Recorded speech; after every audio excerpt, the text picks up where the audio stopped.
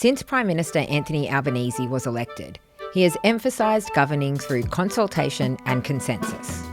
Just over 100 days into his second term, the government will bring together business leaders, unions and interest groups to try and figure out how to jumpstart the country's economy. Big ideas have flown in, everything from a 4-day work week to ending negative gearing. The Prime Minister has been quick to dampen expectations, but are the public hungry for change? Today, I'm talking to Head of Newsroom Mike Ticher and Economics Editor Patrick Commins about if the Labor government has the ambition for big reform. Good morning, Mike. Morning, Bridie. And good morning to our Economics Editor Patrick Commins. Welcome to the Friday Show. Thank you. It is lovely to be here. So, we'll dive right in. Next week, the government will host an economic summit. Is this going to be another talk fest? Well, yes, it's obviously that's what a summit is, I guess. Everyone sits around in a circle and talks. They've made very clear that it's not about making policy, it's just about ideas. We first heard about this summit in June when Jim Chalmers addressed the National Press Club. Then he said, we have an open door and an open mind.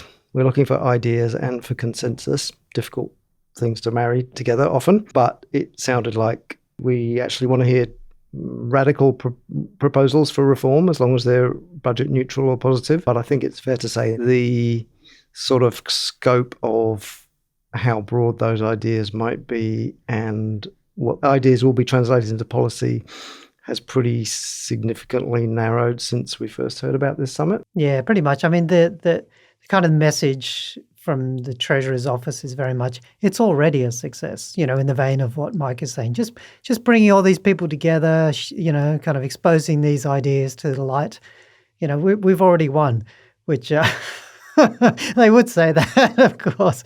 But I feel like I'm not convinced that's the case. I mean, I wonder whether this is how a government drives meaningful reform. Is it kind of opens this up, talks to a gazillion people, has various lobby groups, arguing through the headlines of front pages. It's so amorphous and it's just been so everything, everywhere, all at once, which is a very Jim Chalmers-y kind of thing. He's just so frenetic and he's working so hard and he's just been, 24 hours, 4 weeks, all his staff must be exhausted. We've come to what end? And we've come a long way from him at the National Press Club. Everyone's like, holy moly, they're looking at tax. Oh my God, what's going to happen? Maybe not very much. We saw the PM say, kind of slap that down a little bit in the past couple of weeks. So. In fact, even on Thursday, the ABC had a leak from Treasury sort of setting out what some people might interpret as the results of the talk fest before it has even taken place. Maybe that's an unfair way to characterise it. Yeah, it's probably a little bit unfair because, this is probably the sort of document that you would expect Treasury to deliver to the Cabinet, before these kind of meetings. Well, what, kind of what might happen, what we think, would be perhaps good outcomes, so you'd kind of expect this to happen. And what exactly does that document say might happen? It's about deregulation. It talks about, one of the headlines was the National Construction Code, which is apparently a weighty tome that goes to 2,000 pages and is ever expanding. And it's kind of like a symbol of, what's wrong with our approval system, why we can't build houses quickly. We're being choked with all this, rules and red tape. And if we could only trim them down and do them a bit smarter, then we would have, people building more homes and it'd be, a step in the right direction. Another one was about looking at environmental rules, the EPBC Act, which is currently being reviewed by Murray Watt. And we don't expect that to, be finalised, maybe at the end of the year. But, and also looking at that and saying, well, if we could that's also holding back apparently about 30,000 homes being approved. And then there's this, which is probably the most confusing one, and this is just how the ABC is reporting. I don't know what's actually in the document, is a national AI plan to reform environmental. It sounded like we were going to use AI to reform the environmental rules or something, which is can't be true. Actually, I think it's been fascinating to listen to some of the ideas that have been submitted in the open door, open mind phase of this project. The Productivity Commission itself proposed a big cut to the company income tax rate combined with this thing called a net cash flow tax of 5%, which would kind of shift the tax burden towards larger companies. The Teals have put forward proposals. Kate Cheney suggested raising and extending the GST and simultaneously compensating everyone with a flat rebate that would kind of counteract the effect substantially for people on lower incomes. Allegra Spender also similarly on GST, but also increasing the resources rent tax and looking at super. ACTU proposed a 4-day week. Probably not going to happen. Ken Henry said environmental laws were the key thing to reform for productivity. Ross Garnaut suggested a carbon price. The coalition wants to reduce red tape and regulation, perhaps not less surprising. This week, 2 economists came out and said we should apply capital gains tax and deemed rental income to the family home. And I mean, the one thing I would really love out of this summit is for Jim Chalmers to come out at the end and say, well, actually, we've looked at applying capital gains tax to the family home, and there's something in it. So no, probably not going to happen. But I do think it's beneficial in the sense that it's been the spur for all these various ideas to be thrown up in the air. But having said that, the government having said it wasn't going to play the rule in, rule out game, has pretty much ruled out all of those, I think. Well, maybe not all of them, but the more radical ones at least. But shouldn't they be coming up with policy between elections and implementing them as well? Or have we gone into this way of thinking that the only policies governments are allowed to implement are what they took to the election? I mean, I think what they're trying to do, to be fairer to them, is when they're talking about consensus, is they want to build support for things they think they can take to an election and win. So how radical that is, how big those changes are, is, remains to be seen. But I think it sort of reflects the way this government under Anthony Albanese has functioned since day one, really, which is cautious progress, bring people along, don't come up with scary, radical ideas out that seem to come from nowhere, but kind of build it up over time until you feel like you've got enough people on board. And in fact, he said this specifically himself, that he would prefer to do a few things that have a broad consensus of approval rather than a lot of things, some of which are opposed, ferociously opposed by certain people, which is fine and probably makes for good policy in a lot of ways. But I guess there does come a point where you have to confront the fact that there are winners and losers out of tax policy and other economic policies, and some people have to lose, and you have to put noses out of joint if you're going to do things that are going to leave a substantial impact on the many parts of our economy that need that. And you also need to think about, well, what's the electorate want? I mean, how ready are they?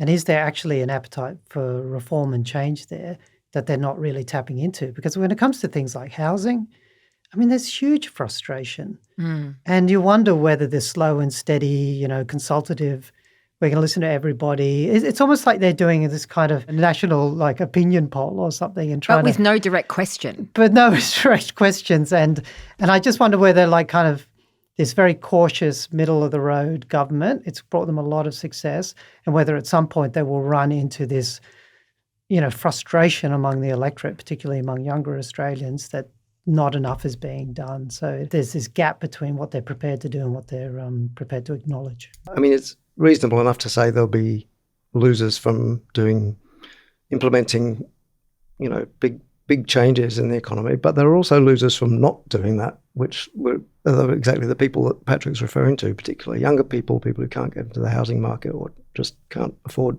affordable housing of any kind. And I'm not sure how well represented those people are at the summit either. Well, to use Mike's phrase, do we think the government is prepared to put noses out of joint in the pursuit of proper reform? No. And why is that, Patrick? Why do you think that? Interesting coming from you in Canberra. Look at their super tax, right? I mean, I've said that's a good idea. They should do it. But I mean, there are other options if they really want to improve the super system so all this money doesn't end up going to the richest Australians, so it's not as inequitable. But what they tend to do is they approach them and say, we'll make that a little bit less worse. We'll just make that a little bit less worse. We'll make that a little bit less worse. And that way they don't have to put too many noses out of joint. They can still be seen to kind of, taking the worst out of, various policy challenges without actually, fundamentally addressing them. And I think that probably comes from Albanese's leadership. I don't know. What do you think, Mike? I remember what you wrote yourself about when they proposed that change to super that showed how hard it was to do these big things because the level of opposition to that in some quarters was so extreme. And that is the big question that kind of hangs over this summit, I think, is like what are they afraid of if they do if they make big changes? Is the influence of the lobbyists and the big resources companies and News Corp papers who habitually come out against tax changes that are going to disadvantage people? Do all those things still apply in the way that they thought they applied based on the reaction, the response they got in the 2019 election and at other times when these kind of policies have been proposed? Or has the ground shifted a bit to the extent that... It's quite a long time ago. It is a long time ago. And you feel like... People are angrier now than they were then. Yeah, they went to the election and a lot of those things were touted during the election by those media outlets and they won a handsome majority. So, yeah, well, as we've discussed many times already in the past few months, what is their appetite for being bold and ambitious? And just going back to Jim Chalmers for a moment as well, there has been some reporting around his relationship with Anthony Albanese this week. Is there tension there? I think Chalmers is pretty well behaved, honestly. So if there are tensions, they're kept very firmly under wraps. I mean, we should come after that massive election win, as you'd imagine. He's certainly playing kind of the team game, I would have thought. I mean, it's pretty easy to see him as someone who's, chafing a bit at the kind of the length of the leash that the Prime Minister put on him. That's kind of an easy way to see it.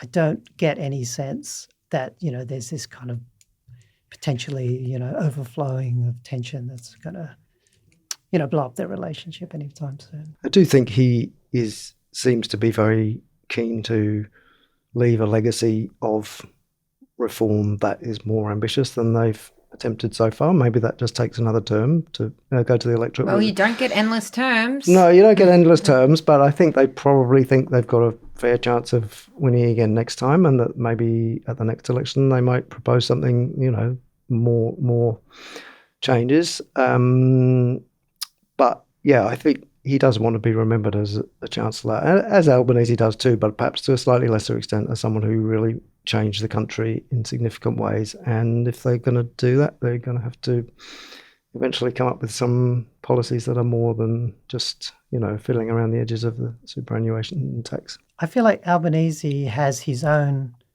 big reform idea in mind, and that's childcare.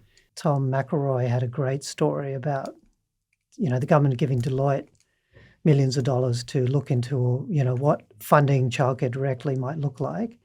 I mean, that's a really big story, and I suspect that there's only so much political capital going around for reform, and Albanese would like to spend it on his own reform. And it looks like that could be childcare, and that would be more in the middle of the term. And so, if we're getting to a point there where the government's beaten and bruised and battered because it's tried to do a whole bunch of things, and then, Albo wants to do his big childcare thing, guess what? And everyone's like, oh, we've had it with you guys, so maybe it's just supposition, but maybe that's where they might be kind of keeping their powder dry. No, I mean, he explicitly said that, I think, before the election when he was asked, what's the one thing you want to be remembered for? And that was the one he nominated, I think, in one of the televised debates. So, yeah, no doubt about it. How much is reform in our economy needed? There is a broad consensus that we have, productivity problem in the country. And this manifests in kind of many ways that people feel every day, particularly in the housing market, for example. It's quite remarkable for various reasons. It takes 9 years to approve a wind farm, and we want to kind of, reach net zero. There is an acceptance that if we want to have higher living standards in the future, if we want our kids to kind of, earn more and live better than we do, then we need to figure out ways to make the economy run more smoothly, to make it more dynamic, to get rid of kind of the sand out of the gears. There's no one big fix to it, which everyone is very upset about because that would be lovely. And then, Jim would have his story and it would be great. Instead, we're stuck with, 1,000 small things that are hard to sell. Surely AI is the one big fix that is going to change everything. We haven't talked about AI. AI is, that could... The Productivity Commission came out recently with their recommendations around how to make, the most out of AI in the digital transformation of the economy. Their most conservative of estimates were add like $120 billion to the economy over the coming decade. Big differences. And so it could be transformative, it could be terrible in other ways. Let's all face it, Internet 2.0 was, a bit of a weapon of mass destruction rather than kind of a big productive force. So maybe this is the next iteration of that, kind of tech progress that really can transform how we do it. We're all worried about jobs. Jobs and Skills Australia came out recently with the first really big analysis of what it might mean for Australia. It's fascinating reading. There are areas of the economy, clerical white-collar jobs that look like they're in trouble. But overall, we still end up with higher employment. Jobs change. We get more jobs, just different jobs. That's the hope. A lot of disruption. But AI is going to be, a massive part of it. So maybe they can just sit back and watch AI transform the economy, and we won't need to make any difficult decisions about tax or regulation. And the media's role in all of this, particularly in the coverage over the past couple of weeks, is it responsible for the media to keep asking them to rule in and rule out on these ideas being floated, or is the media just doing its job? I think it's reasonable to ask them if they're going to rule things in or out when they've said they're not going to rule things in or out, but then they do actually rule things out and say, like, the only tax policy we're implementing is the one we took to the election. And, people can come up with 5 or 6 ideas a day, and that's a good thing, but that's not government policy. Government policy is decided around the cabinet table. So in this context, that's a fair question when they've asked for ideas. The problem with this from a media point of view is it's so nebulous. It's like, there's all these proposals out there that are unlikely to become policy, but there's not a whole lot to hang on to. Inevitably, that's going to be one of the ways it's approached. Yeah, when it's all talk, people are going to talk. Yeah.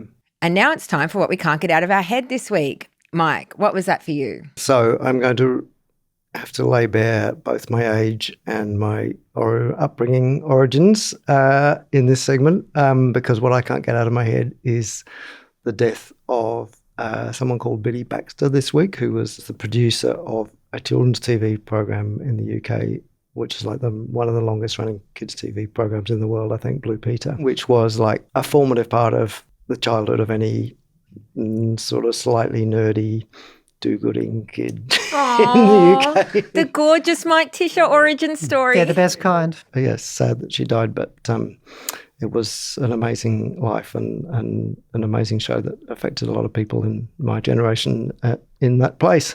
Wow, I've never seen it, but you make me want to dig it out for my kids. No, for my kids, for them to watch. I'm sure I could find it on YouTube or something. It feels very earnest and kind of, nerdy now. Well, I wouldn't mind if my boys turned out like Mike Ticher. That would be a parenting win, I think. Thank you, Bridie. And Patrick, what can't you get out of your head? I've been thinking a lot about the ACTU's wants us to work 4 days a week. And I was talking to an economics professor, and he's saying, well, we moved from this kind of situation where we just had a few days of leave a year to 2 weeks to 3 weeks to 4 weeks, but at some point that stopped. Exactly. The 38-hour work week used to be a pipe dream, so these discussions about the 4-day week aren't ridiculous. Well, we seem to have reached this plateau of, 38 hours for, working 5 days, 38 hours, 4 weeks of holiday, and maybe that's all cool. But, if I'm just wondering in the future, like if we do manage, AI does manage, for example, to supercharge productivity, does that mean we all just kind of work harder so we can, buy more stuff, or do we choose to swap it for, get the same income but just work less? Thank you so much for joining us this week, Patrick. It's been a pleasure. Thanks, Bridie. And thank you, Mike. Thanks, Bridie.